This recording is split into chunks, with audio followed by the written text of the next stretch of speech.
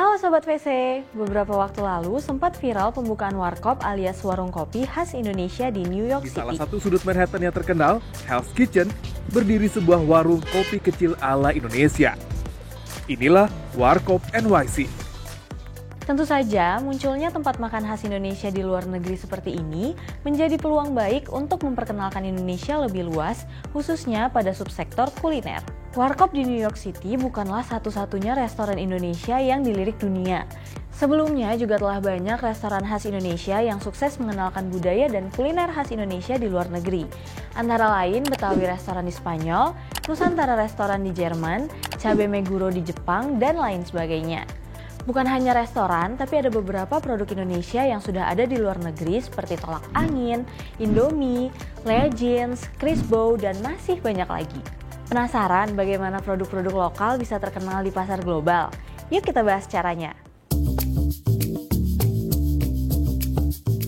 Langkah untuk mengembangkan bisnis menjadi salah satu tahapan yang perlu dilakukan oleh setiap pengusaha. Selain berfungsi untuk menjaga keberlangsungan usaha yang dijalankan, langkah ini juga diperlukan untuk memperluas pasar yang pada akhirnya juga mengembangkan bisnis itu sendiri. Ini bisa dilakukan dengan mencari peluang pasar yang baru.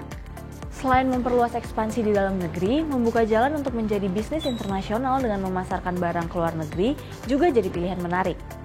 Selain itu, memperluas pasar ke luar negeri bisa mendongkrak reputasi bisnis yang sedang dijalankan, karena dapat membuktikan bahwa produk yang ditawarkan memang sudah diakui di pasar yang lebih luas dengan tuntutan yang lebih beragam.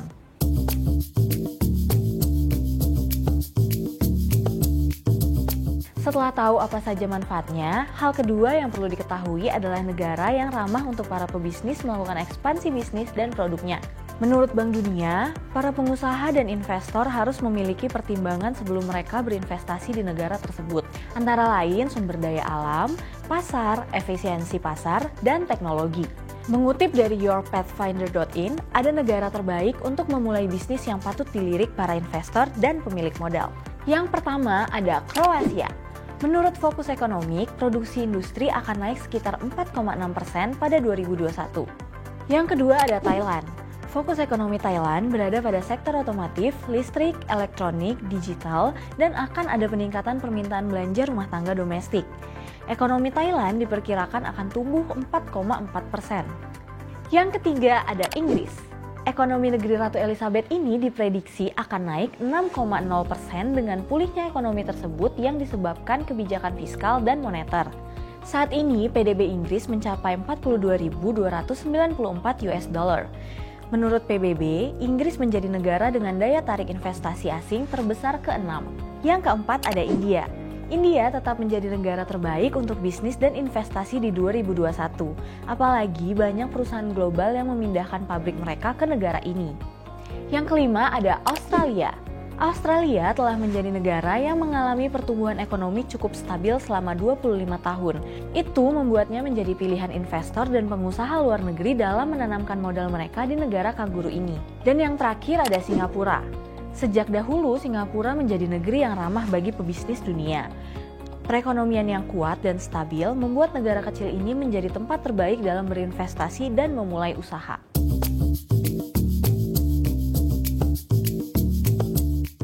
Setelah tahu negara yang ingin kamu tuju, lalu apa saja cara ekspansi bisnis ke luar negeri yang bisa kamu terapkan?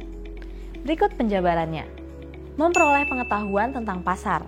Hal yang bisa kamu lakukan antara lain, memahami nuansa bahasa lokal, persyaratan dan preferensi pelanggan, perbedaan budaya, dan peraturan yang berlaku di sana. Lalu menyusun strategi terbaik agar bisnis bisa tumbuh serta berhasil di pasar baru. Yang kedua, lakukan analisa pasar. Hal yang bisa kamu lakukan untuk melakukan pendekatan pasar antara lain, menentukan ukuran pasar, memetakan potensi pertumbuhannya, dan menganalisis kompetitor.